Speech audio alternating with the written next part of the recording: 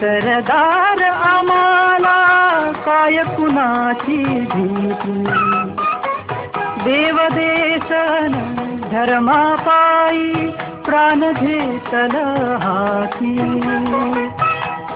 आम्ही सरदार आम्हाला काय कुणाची भीती.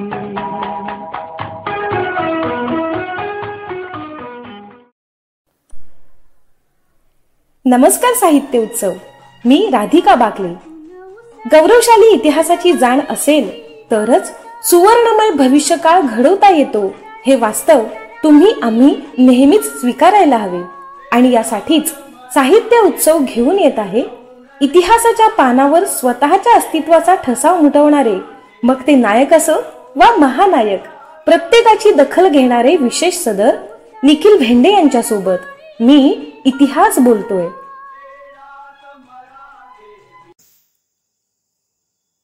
मी इतिहास बोलतोय. साहित्योत्सव समूहावरील सर्व रसिक श्रोत्यांना माझा नमस्कार.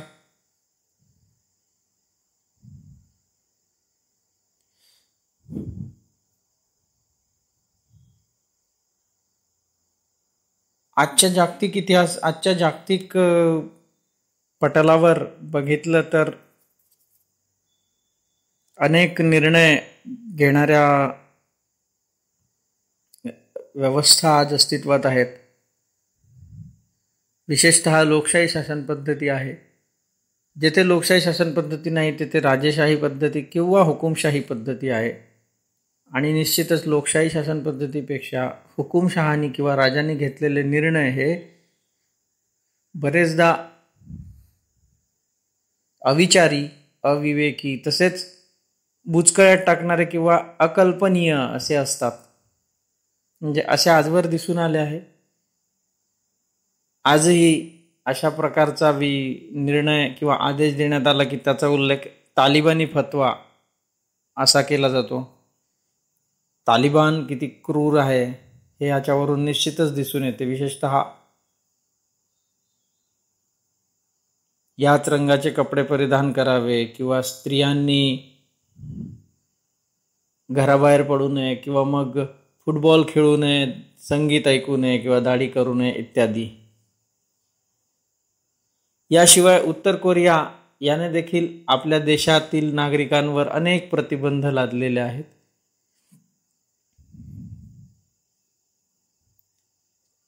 चीनच्या राजकीय स्वातंत्र्याची चर्चा देखील जगात नेहमीच होत आलेली आहे.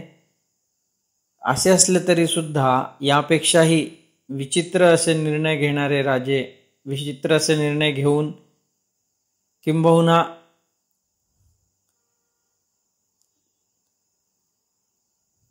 आपल्या राज्यातील किंवा आक्रमणादरम्यान जिंकलेल्या प्रदेशातील जनतेवर अत्याचार करणे ही त्यांची सवय बनली होती. असे क्रूर आणि हिंसक असे अनेक राजे, महाराजे, बादशाह, सुलतान इतिहासात होऊन गेले आहेत.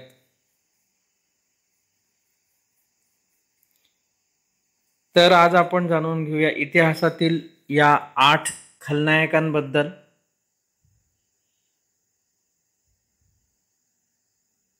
तर या 8 खलनायकांमध्ये पहिल्या 8व्या क्रमांकावर येतो तो हलाकू खान. हलाकू खान हा एक मंगोल योद्धा होता. नात्याने तो मंगोल सत्तेचा संस्थापक असलेला चंगेज खान याचा नातू होता. आपल्या मंगोल साम्राज्याचा विस्तार करताना याने अनेक लोकांची हत्या केली. याच्या क्रूरतेचा अंदाज बांधायचा झाला तर तत्कालीन सर्वोत्कृष्ट असे शहर मानले जाणारे, म्हणजे सर्व दृष्टीने विकसित झालेले शहर जे होते ते म्हणजे बगदाद. या बगदाद शहरावर हलाकू खानच्या सैन्याने हल्ला चढवला आणि केवळ एका रात्रीतूनच लाखो लोकांची हत्या त्याच्या फौजेने केली. असे म्हणतात की त्याच्या फौजेने केलेली लोकांची हत्या इतकी मोठ्या प्रमाणावर होती की त्याच्या रक्ताने दजला नावाची नदी लालेलाल झाली होती. याशिवाय त्याने बगदाद शहर जाळून टाकण्याचा आदेश दिला.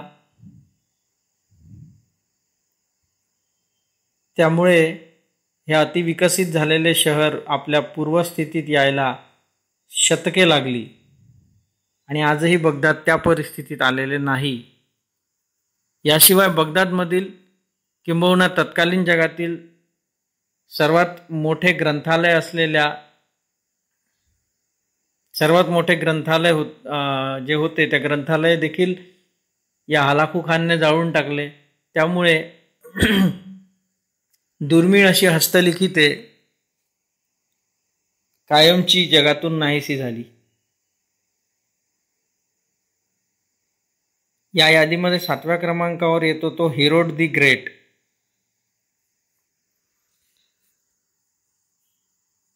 रोमन साम्राज्यातील हा राजा ज्याने येशू ख्रिस्ताच्या जन्मानंतरच्या काळात अनेक लहान मुलांची हत्या केली. विशेष म्हणजे याचा उल्लेख ख्रिश्चनांचा पवित्र धर्मग्रंथ असलेल्या बायबलमध्ये सुद्धा एक क्रूर राजा म्हणूनच केलेला आहे.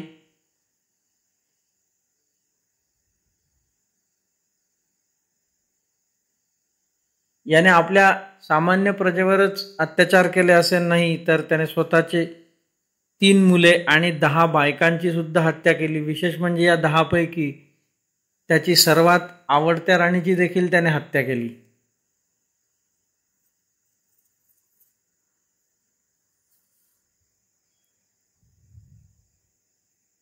या यादीमध्ये 6व्या क्रमांकावर येतो तो नॅरो. नॅरो हा सुद्धा रोमन साम्राज्यातीलच एक राजा होता. तो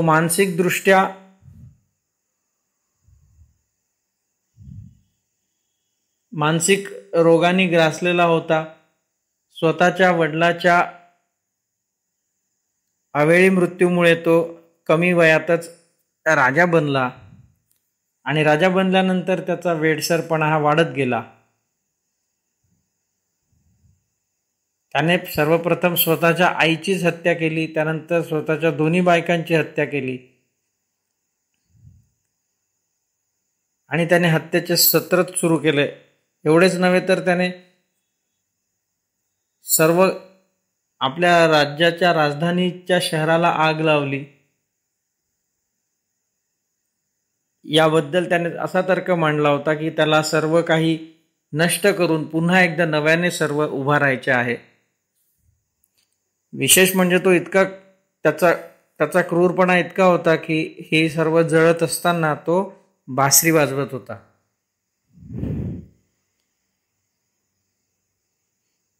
त्याने ही लावलेली आग इतिहासामध्ये the great fire of Rome म्हणून प्रसिद्ध आहे. या आगीतून बचावलेल्या लोकांनाच पुढे या नॅरोने या तथाकथित या आगीसाठी जबाबदार धरले आणि त्यांना शिक्षा सुनावल्या. त्यातील अनेक लोकांना फाशीची शिक्षा देण्यात आली. या वेडसर नॅरोचा अंतसुद्धा शेवटी वेळानेच झाला आणि त्याने स्वतःचे आयुष्यसुद्धा आत्महत्या करूनच संपवले. या यादीमध्ये 5व्या क्रमांकावर येतो तो जोसेफ स्टॅलिन. आजच्या पिढीतील कुणाला जोसेफ स्टॅलिनचे नाव माहीत नाही, सर्वांनाच ते माहीत आहे. 1878 जन्म झालेला जोसेफ स्टॅलिन कम्युनिस्ट विचारांनी भारलेला होता. 1917 रशियात झालेल्या कम्युनिस्ट क्रांतीमध्ये त्यांनी भाग घेतला. पुढे लेनिनचा उत्तराधिकारी म्हणून त्याने जवळजवळ 29 वर्षे, जवळजवळ 3 दशके सोव्हिएत रशियावर आपले राज्य गाजवले. या दरम्यान त्याने अनेक विचित्र निर्णय घेतले, ज्यातून त्याने अनेक लोकांची हत्या केली. ज्यांची हत्या केली नाही त्यांचा छळ केला. त्यासाठी त्यांना कॉन्सन्ट्रेशन कॅम्प, लेबर कॅम्प यासारख्या शिक्षा भोगण्यासाठी सायबेरियासारख्या मानवी जीवनास प्रतिकूल असलेल्या भागात त्याने अनेक लोकांची रवानगी केली. इतिहासकारांच्या मते जवळजवळ 2 कोटी लोकांची हत्या ही स्टॅलिनने केली आहे. या यादीत 4थ्या क्रमांकावर येते ती ब्लडी क्वीन, जिला मेरी फर्स्ट या नावाने ती ओळखली जाते. इंग्लंडमधील ही राणी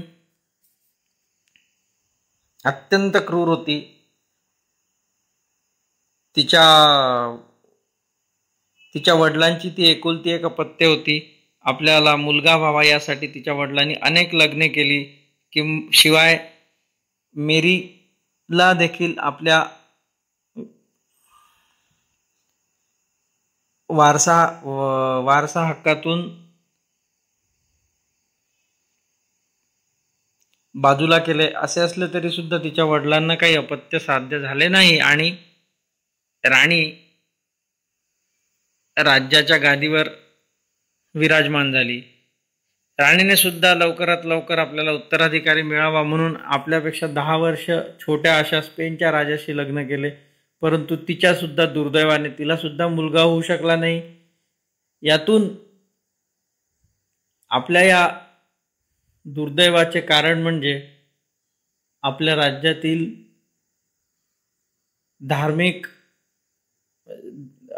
राज्यातील लोकांना ती अशी सांगत असे की माझ्या या दुर्दैवाचे कारण म्हणजे मी आपल्या राज्यात होणाऱ्या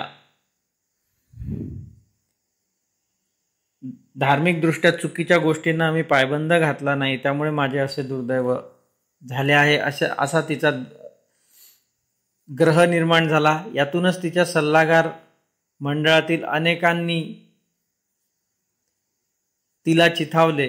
तत्कालीन ख्रिश्चन धर्मामध्ये किंबहुना ख्रिश्चन धर्मामध्येच कॅथॉलिक आणि प्रोटेस्टंट हे 2 पंथ आहेत.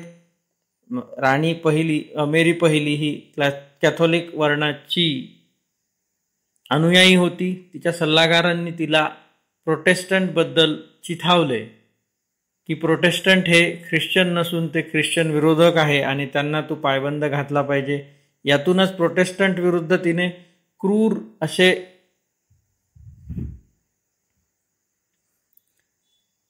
अभियान चालवले. अनेक प्रोटेस्टंटची तिने हत्या केली, अनेकांचा छळ केला.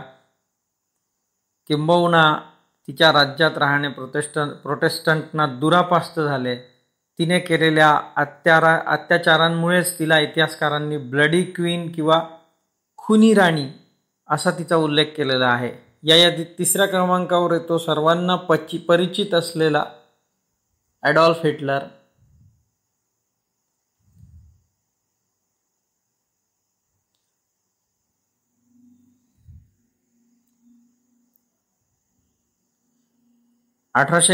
मध्ये जन्म झालेला हा ॲडॉल्फ हिटलर 1945 मध्ये त्याने आत्महत्या करून आपले आयुष्य संपवले.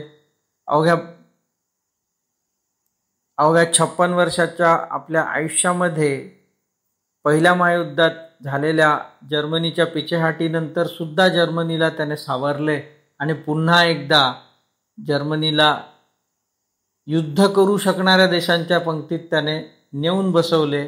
हे त्याचे महत्त्वाचे यश म्हटले पाहिजे. परंतु म्हणतात की विजयामध्ये सर्व काही माप असतं. हिटलर पराभूत झाला आणि हिटलरने केलेल्या कृत्यांना म्हणजे हिटलरला इतिहासाने खलनायक ठरविले. त्यामुळे हिटलरने केलेल्या चांगल्या गोष्टी दुर्लक्षिल्या गेल्या. कारण इतक्या कमी वेळात देशाला युद्धात पराभूत झालेल्या देशाला पुन्हा एकदा युद्ध करण्यासाठी सज्ज बनवणे हे काही निश्चितच कमी महत्त्वाचे काम नाही. परंतु असे असले तरी सुद्धा हिटलरने सबंध जर्मनीमध्ये राष्ट्रवादाची भावना विकसित केली आणि त्याने या राष्ट्रवादाचे तत्व म्हणजे यहुदी लोकांचा विरोध असे जनतेच्या मनावर बिंबवले. त्यामुळे सबंध जर्मनीमध्ये किंबहुना जर्मनीने जिंकलेल्या प्रदेशामध्ये यहुदी विरुद्ध मोहीम उघडण्यात आली. यातून अनेक यहुदियांची हत्या करण्यात आली, अनेक यहुद्यांचा छळ करण्यात आला. शिवाय अनेक इतिहासकार 2ऱ्या महायुद्धात महायुद्ध सुरू करण्याचा ठपका सुद्धा ॲडॉल्फ हिटलर याच्यावरच ठेवतात. या यादीमध्ये दुसऱ्या क्रमांकावर येतो तो ड्रॅक्युला. ड्रॅक्युला म्हटलं की हॉलिवूड मूव्ही सर्वांसमोर येते. ज्या हॉलिवूड मूव्हीमध्ये व्हिलन म्हणूनच ड्रॅक्युला दाखवला जातो त्या चित्रपटापेक्षाही खतरनाक आणि क्रूर असा ड्रॅक्युला होता असे म्हणतात. हा ड्रॅक्युला लोकांना केवळ मारतच नसे तर त्याने मारलेल्या लोकांचे रक्त तो प्राशन करीत असे. शिवाय आपल्या अभियानादरम्यान जखमी झालेल्या लोकांना तो अणुकुचीदार लाकडांवर टांगून ठेवत असे आणि यातच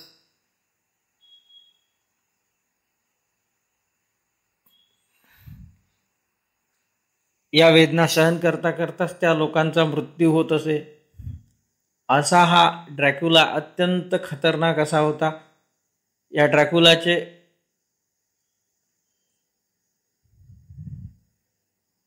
खरे नाव वेलेड दी एम्पेलर असे होते.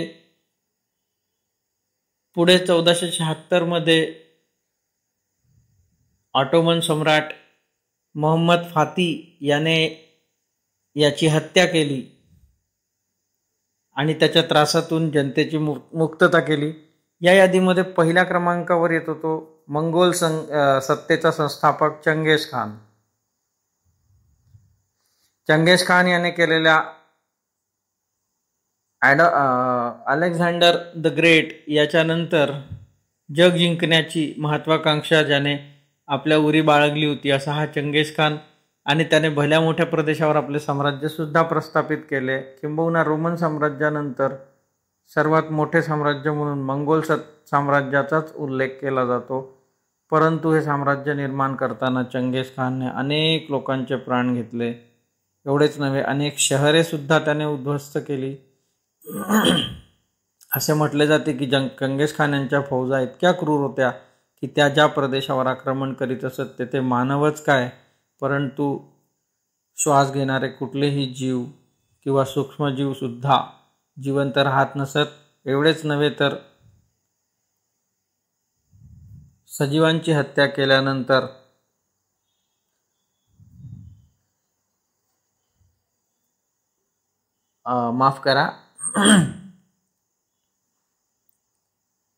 मानव, पशुपक्षी इत्यादींची हत्या केल्यानंतर झाडेझुडपांनाही ते सोडत नसत व त्यांना आग लावली जात असे. शिवाय जिंकलेली शहरे सुद्धा ते नष्ट करीत असत. शहरांना जाळून त्याची राख करणे यात चंगेज खानच्या फौजांना मोठा आनंद मिळत असे.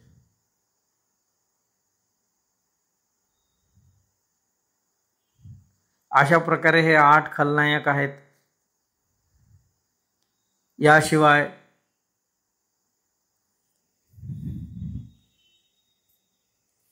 उत्तर कोरियातील हुकुमशहांचे किस्से आपण नेहमीच ऐकतो.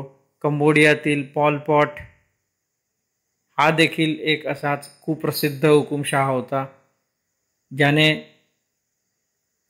चष्मा लावण्यासारख्या क्षुल्लक कारणावरून सुद्धा त्या लोकांना बुद्धिजीवी ठरवले होते आणि त्यांना त्यांची हत्या करण्याचे फतवे तो काढीत असे.